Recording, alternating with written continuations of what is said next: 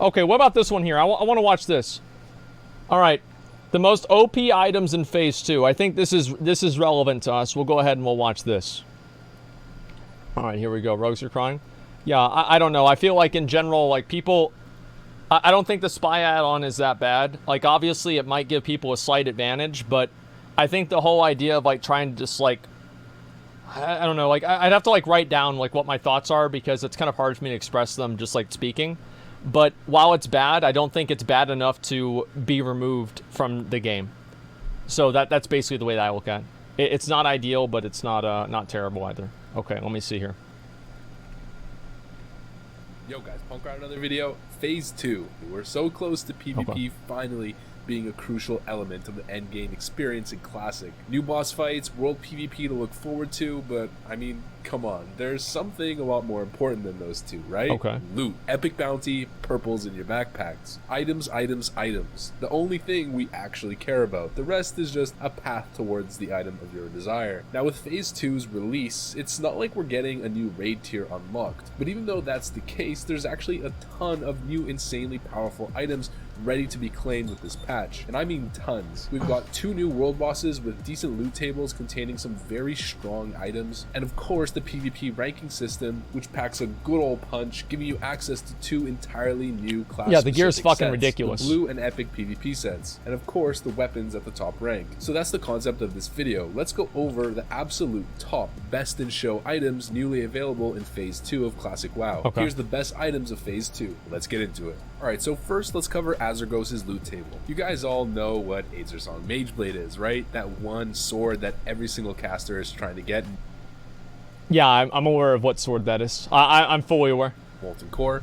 Once it drops, you have 15 people either rolling for it or bidding for it, depending on the loot system of the raid. Well, luckily, we have access to another caster weapon that rivals it, so at least there's an extra weapon to go around for those 15 bidders trying to get that same item. Although this one's probably even harder to get considering you have to secure the world boss and only one guild on the entire server is able to do that per week. We've got Fang of Mystics. It's pretty much the same thing, except it doesn't have any stamina, but instead it has... That's actually really good, holy shit. Nonetheless, it's super, super good. That's even better for casters than Azersong Mageblade. Regrowth druids can also use it. What the fuck? Although paladins, sorry, on this one you can't. But obviously this is a really strong dagger, and it looks pretty cool too. Nice little slick design, and of course, really, really great stats as well. So all around, one of the best main hand weapons that you can use as a caster DPS. And I'm pretty sure it's the best in slot weapon for regrowth druids as well. Alright, next on the list, another caster friendly item. I do need that, dude. Except this time I'm gonna get that 100%, dude. Don't worry about it. Out there. We've got Cold Snap. I can't say enough about this wand. First of all, look at the DPS.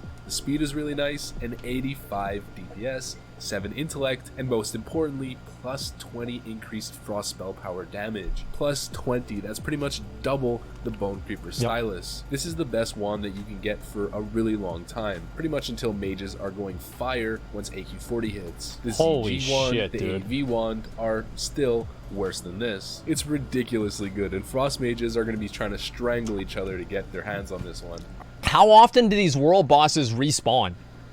Like, that's what one thing I'm wondering about, is like, how often do the world bosses respawn? Like, maybe once a week? Once per week? Holy shit, man. 5 to 7 days. Like, oh my god. That does sound like a lot, man. Okay, let's see. That might be a little bit too much, man. 5 to 7 days. So, how does anybody end up even killing these mobs? Like, I mean, is there any way that you can even plan on being able to do this at all? I feel like it's basically fucking impossible. Yeah, I don't get it at all. You wipe each out, you wipe each other until someone gets a tag? It's basically impossible for a casual guild. You park your alts on there. You can't on... Yeah, I feel like how are you going to be able to do a world boss on stream? That's going to be almost impossible, man. Like, that'd be ridiculous. 20 alt ready for Kha'Zix during real vanilla? Yeah, I guess so. That's fucking crazy. Okay, let's see here. Alright, so these next two items are really, really incredible as well. The first is the Snowblind shoes. These are pretty much the best boots that you can get as a Shadow Priest. But they're so well itemized that they're actually better than most healer boots as well, so healers are going to be wanting to get these as well. They've got 10 intellect, 10 stamina, 32 spell power, and 5 MP5. Pretty much perfect for a Shadow Priest. And because the stats are distributed in such a great manner, they're actually really, really good as a healer as well. Now this next item is stupid good. It's called the Crystal Adorned Crown. And let's just put it up on the screen. Check out this bad boy. This is one of the highest base healing items in the game that's not a weapon. 14 intellect, 13 spirit, and holy plus shit, 92 man. healing. This is basically the best healing helmet that you could get, I guess, until like Don Rigoberto's. So you're gonna see a lot of people using that's this insane. until late AQ40, that's for sure. You might be seeing a trend Wow, here, but 92 items off heals. Asmongold are ridiculously well itemized. And so we're only gonna have one chance at this gear for the entire week? Oh my god, man. Like, this is... No, man, per server? Yeah, but like we're on one server. All the like, it's like, how am I ever like you? Can anybody even ever expect to get this gear? You need to camp a world boss spawn for hours. Yeah, I mean, it just seems like it's impossible to get this shit. Like, maybe I'm wrong about that, but I don't know. It feels that way to me. What the fuck, man? Okay, let's see here. Crying about Judgment Helmet gone to waste? Yeah, I guess so. Pretty much every item that he drops is absolutely stellar, so every single time you kill him, you're almost guaranteed to get some really nice items for your guildies. Alright, well, enough about the casters. Let's talk about our physical damage dealers. Okay, here's what First matters. item that we're going to cover is Unmelting Ice Girdle. Now you might look at it just pretty much a regular tanking belt. It's got 14 strength, resist. 14 agility, and 14 stamina. The 14 agility is about 0.75% chance to crit for a warrior, so it's a pretty decent item. It's not terrible for DPS tanking, and it's not terrible for mitigation tanking, but that's not really where it excels. The whole point is to have frost resistance. Yes. Now, right now, you might think, who the hell needs frost resistance? With come Naxxramas, when you're trying to get to Kel'Thuzad, you have to go through Saffron. Shit, and Saffron, man. you need the entire raid to be decked out with almost 200 frost resist. So obviously, top of the line guild. Is there any other fucking frost resist belt that I could get in the game that I have to expect this? Oh, let me see. Alchemy, blacksmithing, let's see, armor belt. No, man.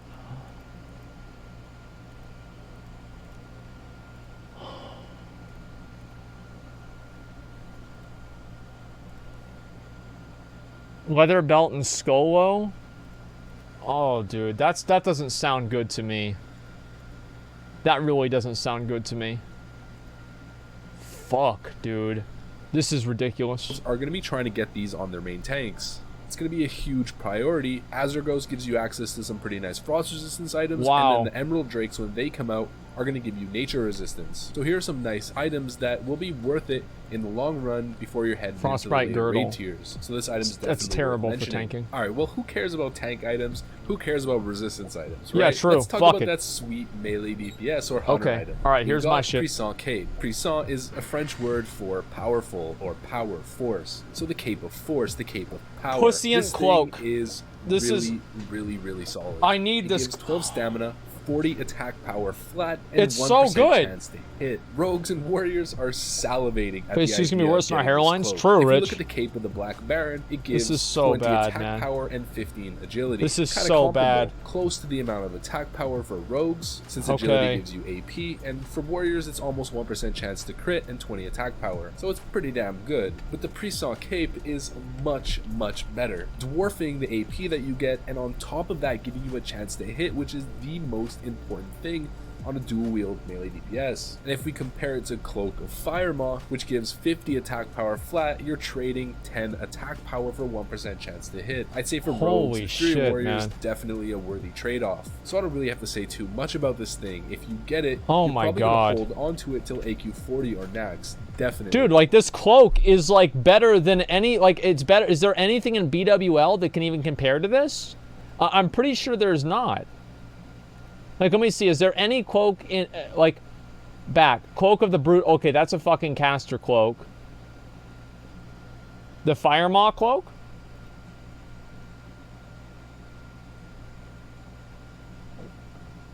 $50 AP. That's not as good as this. This is 1% hit. That's really good. We've got Priest Cape, one of the best cloaks in the entire game. Alright, so those are definitely the best items that you can get off Azergos. Now let's talk about Lord Kha'Zix. The first thing I want to mention is Lord Kha'Zix doesn't have nearly as good of a loot table as Azergos. Not even close. Those items that we just went over for Azergos, some of them are ridiculously good. But that doesn't mean he doesn't have some good ones. So the first item that we've got from Kha'Zix, and the best item that we've got, is the Fel Infused Leggings.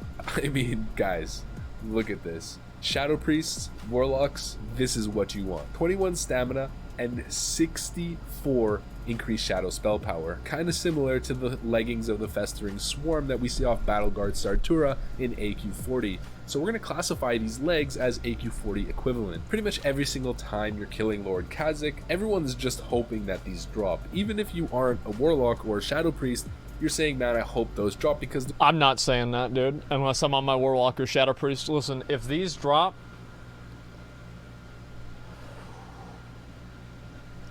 I think we're going to have a Shameless Kha'Zix. I'm just saying, I think we're going to have a Shameless Kha'Zix. Because if we don't... I mean, what else could I possibly... Never run it on your warrior. Yeah, good luck killing Kha'Zix. Yeah. Well, no, it's like what I do is they don't know it's a Shameless Kha'Zix till we kill the boss. And I just make a raid. I'm like, yo, y'all want to kill Kha'Zix? And they're like, yeah, sure. And I'm like, cool, let's go. And you kill the boss. And then it's like, hey, does anybody want these? No? Oh, wow, surprise. I didn't invite any Warlocks or Shadow Priests into the group. I guess they're mine now. You know, that's the way it works. It's that easy.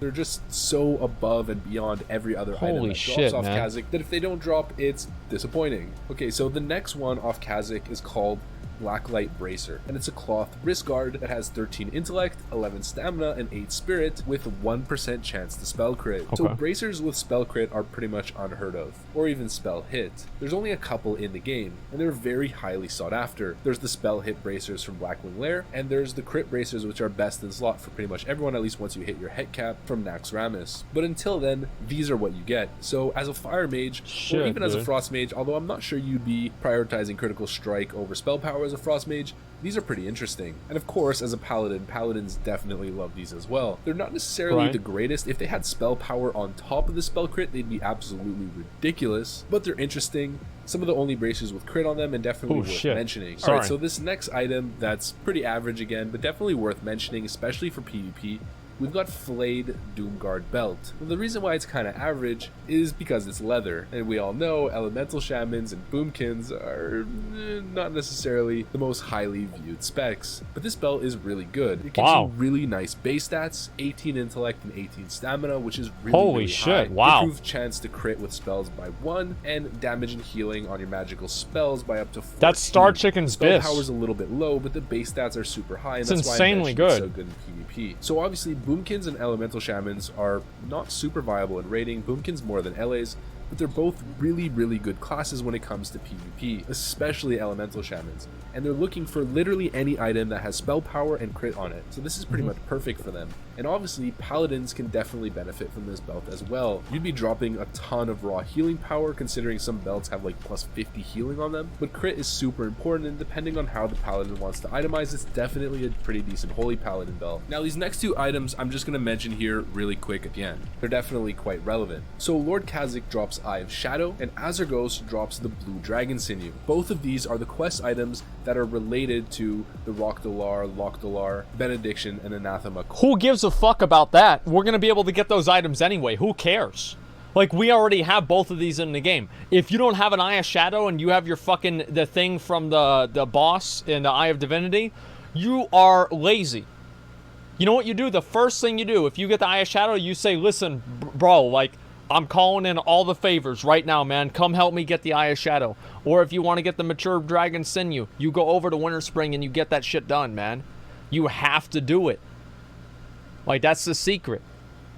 Wait, that's not even a secret. Like, if you're in a raiding guild, if you're in a group of people, and your guild won't help you farm out an Eye of Shadow, at least a few people in the group won't help you farm out an Eye of Shadow, leave that fucking guild. Just leave the guild. Because, I mean, like, they don't give a fuck about you. And it's like, that's, yeah, just leave the guild. Or farm the gold and buy it. Yeah, one way or another. I mean, if guilds, like, you can join Olympus. Like, we farmed out probably 20 Eyes of Shadow for all the priests in our guild at the beginning of the game. Like, every guild should be doing this. Quest lines out of Molten Core. So right now, you'd have to farm elites. Yeah, we farmed a lot of these. Or maybe even less than 1% chance to drop to get the blue sinew or get the Eye of Shadow. But with these world bosses, you pretty much get a guaranteed drop. By the way, if you guys want to come to this, come help me level, message me, INV. And the Eye of Shadow Rogue Boy. is used for Anathema and you can come over here. So it's definitely relevant, and I thought I'd mention it here at the end. Yeah. But don't worry, it's not the end of the whole video, just the end of the world boss loot tables. You didn't think I was going to end this video without talking about the PvP rewards, did you? Yeah, well, this is what matters. obviously, these are some of the best items that are coming. If not, no, they are the best items that are coming to phase 2 right now. I'm not going to go over every single reward that you can get because there's just so many of them, and if I went through every single one, this video would be like 25 minutes long, so I'll just focus on some of the best ones available. The first thing that we need to talk about is obviously the Grand Marshal weapons, specifically the melee ones. So for the most part, when it comes to ranking up to rank 14, there's a bit of a cabal, a bit of a mafia in a sense, where all of the top premates people are basically kind of coordinating with each other and choosing who's getting rank 14 each week. So it's like, okay, this guy's up, then this guy's next, and this guy's next. Generally, melee DPS will be prioed to get rank 14 before a mage and a warlock. And that's because the melee DPS weapons are ludicrous. The Grand Marshal and High Warlord one-handers have a 2.9 weapon speed with almost 60 DPS. This is far better than anything available right now. Even once BWL comes and AQ40 until way later, there's nothing that can compare to these. So guilds like Apes that are dominating their server are most likely going to be trying to get rank 14 weapons on all of their melee DPS, or all of the ones that are actually willing to do the grind. And this is going to set them way apart from other guilds that aren't able to do that. And I'm pretty sure they're on a small server, so they're going to be able to absolutely dominate rank 14 titles. Now, the crossbow is also really good for hunters. The dagger, the staff, and the caster weapons also are pretty decent. But the best available weapon when it comes to... Yeah, I mean, if I could get the sword, it would be great. But I'm sorry, it's probably not gonna happen, man. Like, imagine me going out of my way and actually doing all of this shit. Like, there's no fucking way I'm gonna be able to do it. As much as I would want to, it's just not gonna be possible, man. Like, being able to do this on stream, there's no way.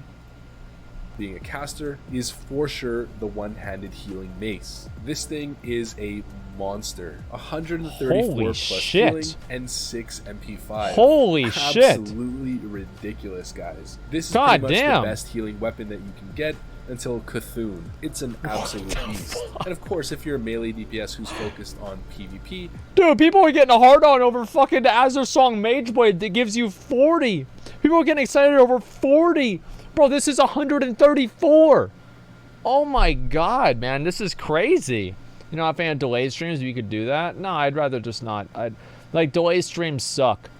We've got the two-handed claymore, the axe, 3.8 speed, almost 80 DPS, 41 stamina, 1% chance to crit, perfect for PvP, and obviously 26 strength as well. Perfect for PvP. Now when it comes to the actual class-specific sets, the Field Marshal ones are incredible, or the Warlord ones if you're on Horde, but we're not going to go over every single one. Let's just go over the specific ones that are ridiculously good, specific item slots. The first one that I want to mention are the Warrior shoulder pads. So right now, you've got True Strike shoulders. These are the second best slot in the game, I think.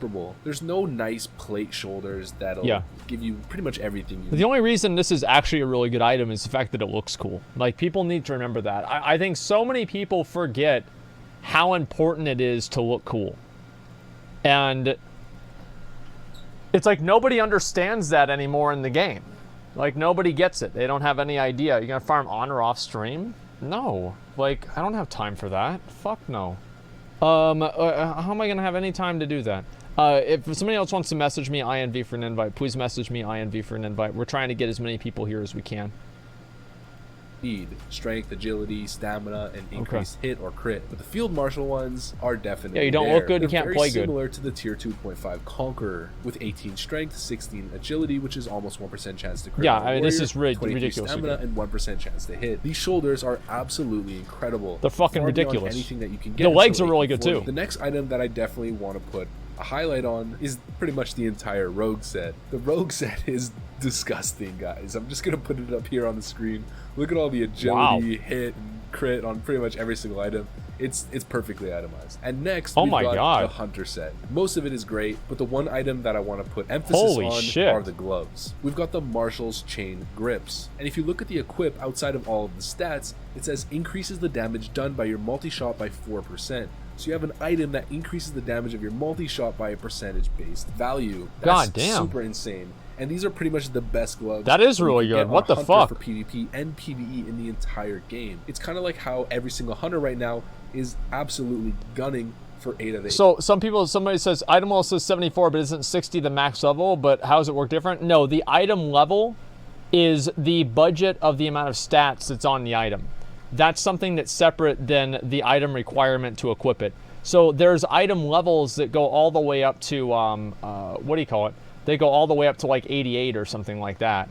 But whenever you talk about like anything beyond that, it's not really going to happen, you know? And that's really the point that I'm making. Isn't phase 2 tomorrow? No, it's unfortunately not tomorrow. It's not tomorrow, unfortunately, guys. Let's see here. Burning Crusade item. 92 is in Nax is the highest, I think. I think so too. 8 tier 1. Let's see here. And that's because of that 8-piece set bonus that gives them 15% increased multi-shot damage. Well, this is one piece that gives you 4%. Really, really solid, and everybody wants this. Now, the next thing that I want to mention is the entire Rep Paladin set. So you might notice there's pretty much no Rep Paladin gear out there. There's only warrior gear. It doesn't have any intellect, and obviously Paladins, Rep Paladins specifically, are mana starved constantly. There's no spell power. A lot of Rep Paladin damage is based on spell power, and then physical crit on top of those other stats that I just mentioned. Well, the Field Marshal set, and even the blue set, so the Knight set we'll call it, or the Knight Lieutenant set, is perfect for Rep Paladins. Now is where Rep Paladins get pissed. So if you're out there on your server, you're a Rep Paladin, you just got Hand of Rag. If you get the blue set, the Knight Lieutenant set, Dragon, or the Field Marshal set, you are going to be an absolute force to be reckoned with in PvP. And I'd recommend for any Paladin out there who takes Ret seriously, at least get that blue set. Obviously, the Field Marshal one is way more difficult to obtain, but get that blue set. It's tier 2.5 is really good too. So tier 2.5 for Ret Paladins. So like for like Warriors and Rets, for example, most of the other tier sets are designed pretty much exclusively to be DPS sets, or sorry, tanking sets or healing sets. But tier 2.5 has a lot of strength on it and has things on it that actually make it better for Ret, you know? I mean, obviously it doesn't make Ret good, but it makes it a lot better than it is.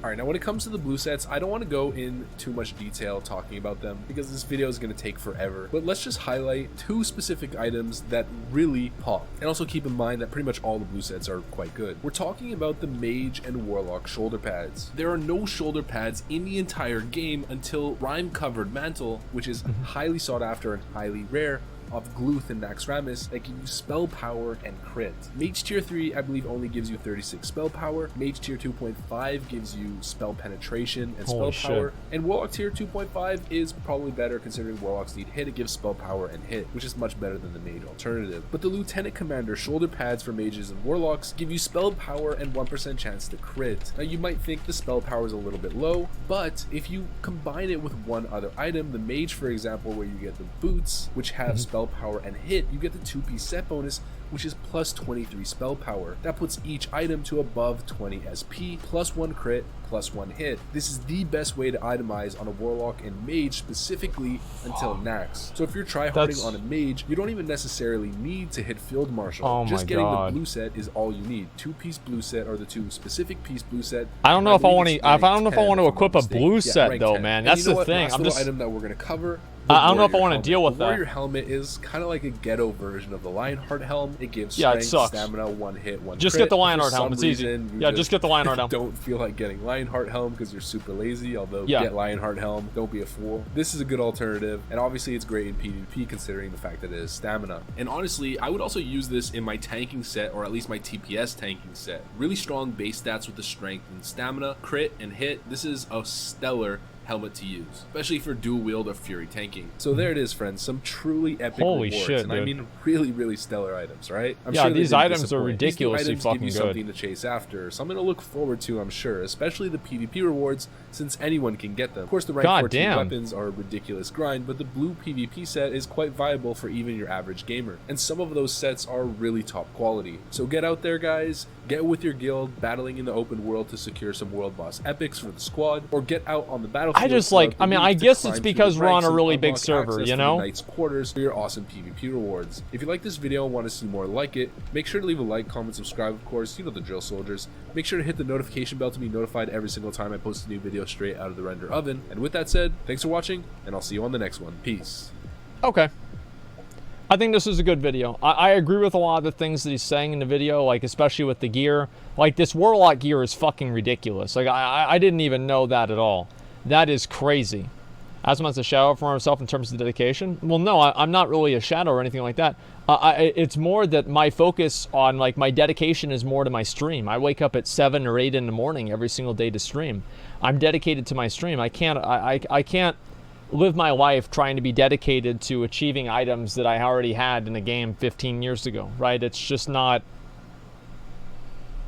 it's just, it doesn't, like, of course you're not going to do that. Like, no.